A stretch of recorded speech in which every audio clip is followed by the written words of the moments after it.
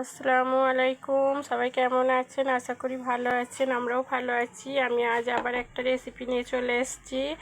আমি আজকে ডিম চিংড়ি মাছের ভাজি করব। আর এই রেসিপিটা আপনাদের সঙ্গে শেয়ার করছি। আমি এখানে চিংড়ি মাছ নিয়েছি। আপনাদের যেরকম লাগবে আপনারা নেবেন চিংড়ি মাছটা। আমার এখানে 100-র মতো চিংড়ি মাছ আছে। একটা লঙ্কা নিয়েছি, পেঁয়াজ। এইটার আমি একটা পেস্ট তৈরি করে নেব।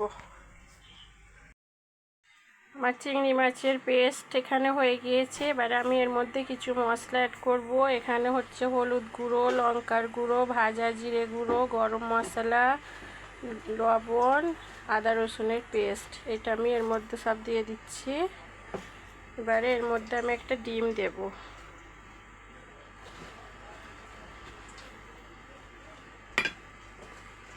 এইটাকে আমি ভালো করে মেখে নেব।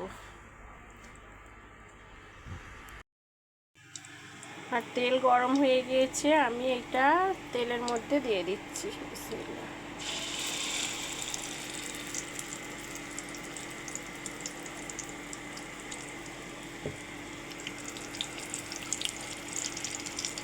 আমি এটা একদম লো ফ্লেমে কিছুক্ষণ ভাজবো। এর মধ্যে আমি কিছুটা আস্ত চিংড়ি মাছ মশলা মাখিয়ে রেখে দিয়েছিলাম, এটা দিয়ে দিচ্ছি।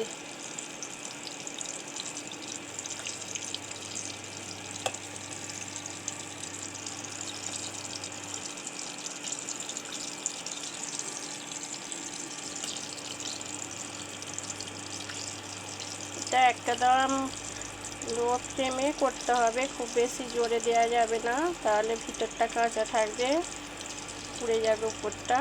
তাই একদম কমিয়ে এটা আমি ভেজে নেব। আমার ডিম চিংড়ি মাছটা ভাজা হয়ে গিয়েছে, দেখেন কত সুন্দর দেখতে হয়েছে।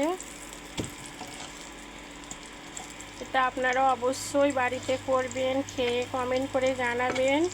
খেয়ে কিন্তু ভীষণ, আপনার বাড়িতে যে যে খাবে সবাই ভীষণ নাম করবে। খুবই খেতে টেস্ট, এটা এতটাই খেতে ভালো হয়।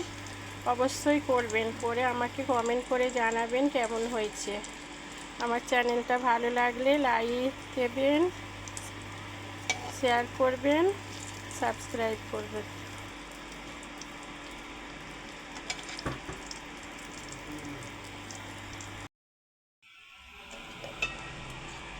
আমার ডিম চিংড়ি ফ্রাইটা হয়ে গিয়েছে, দেখেন কত সুন্দর হয়েছে।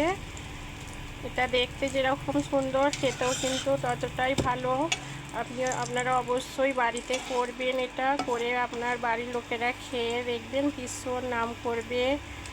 খেয়ে অবশ্যই আমাকে কমেন্ট করে জানাবেন কেমন হয়েছে। আমার রেসিপি ভালো লাগলে আপনারা শেয়ার করবেন, কমেন্ট করবেন। চ্যানেল ভালো লাগলে সাবস্ক্রাইব করবেন, প্লিজ সাবস্ক্রাইব করবেন।